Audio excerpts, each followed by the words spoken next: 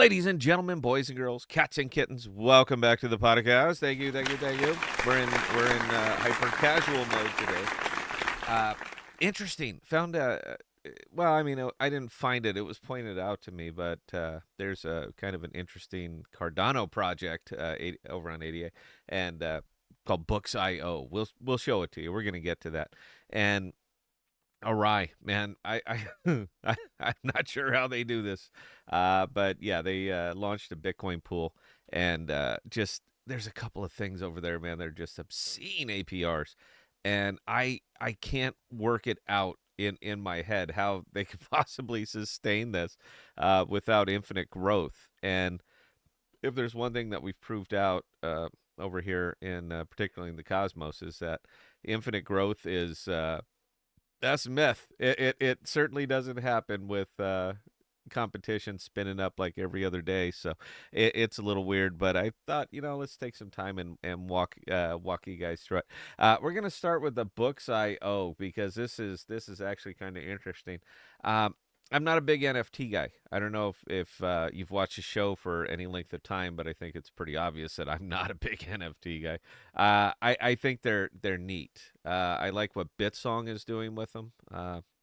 New artists, turning songs into NFTs. You buy the NFT, you own the right. Yeah, I think that's pretty cool.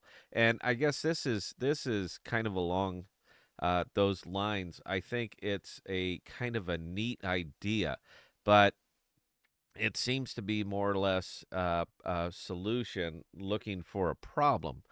Now, I don't actually use an e-reader. If I want a book, I go and I buy the book and I read the book, and it's my property, and I'm free to loan it or give it away or resell it or anything I want to do.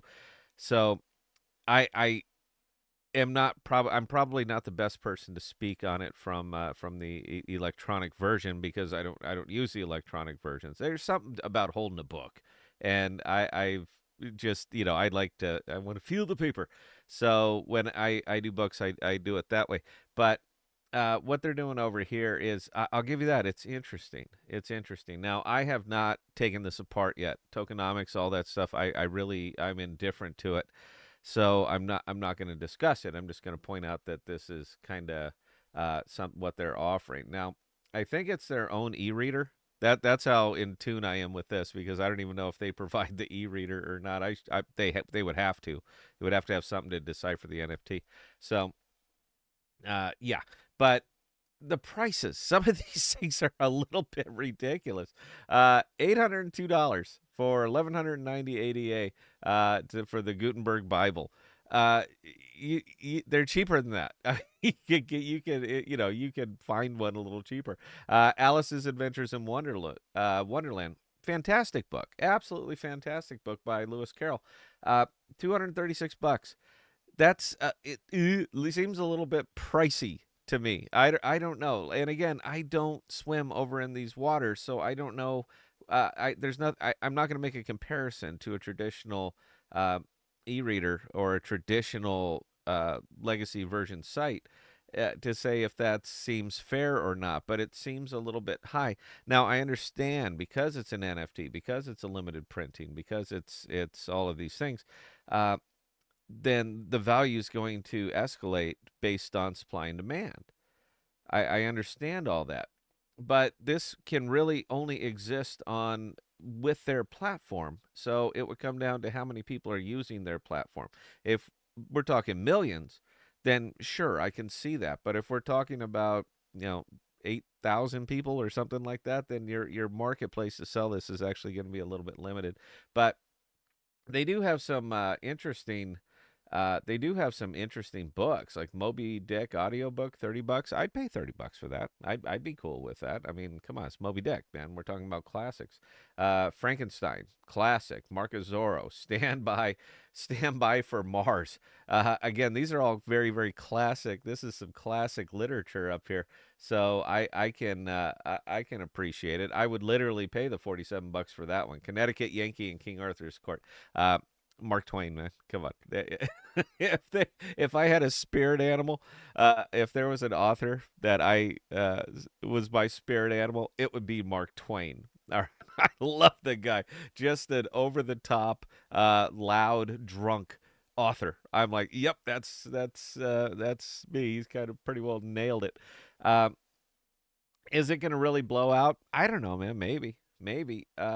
It like I said, it's not really something that I would get into, but I like the idea. I like the idea of actual use cases for NFTs. I think that it kind of hits one of those wickets.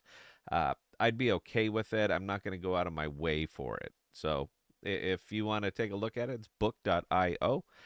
You're swimming over in Cardano now, man. So make sure that you got some ADA with you, and yeah, go play around with it, see if you like it. The other thing where that I've been looking at right now is of course there's some new pools over here on ORAI. This one right here in particular. I took everything I scalped yesterday and I piled into that pool right there. It wasn't a lot, man. It was not a great day. It was a good day, but it wasn't a great day. But 99.27%. I'm earning 99.27% on ORAI paired with Bitcoin. That is excessive. And I've been farming this DEX for years. Go back and look at a lot of our videos, old videos, man. We've been talking about ORAI when it was $1.70. We're still all over this.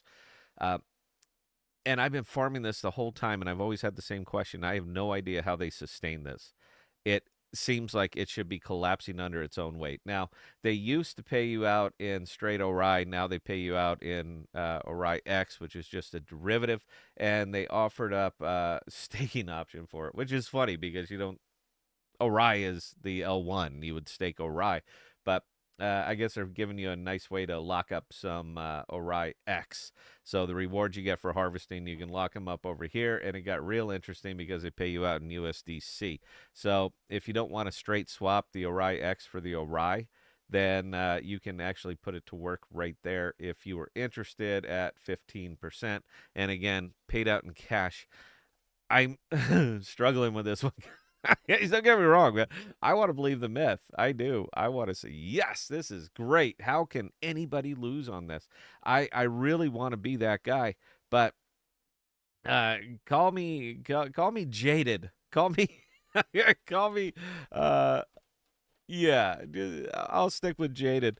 I'm not sure how they sustain this, but for some way they've been sustaining this for years, regardless of the price of the ORAI token. They have managed to sustain this forever. Now, there's not a lot of AI on ORAI.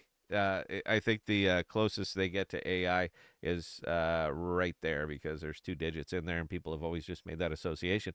But we spent a lot of, I mean, the only real AI that I've seen over here is kind of a price oracle, an AI oracle, and that's about it. I have not seen a lot of machine learning, artificial intelligence over here on ORAI, but people make the association.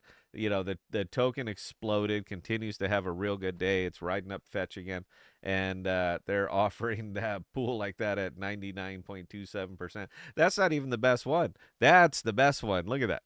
216.13%.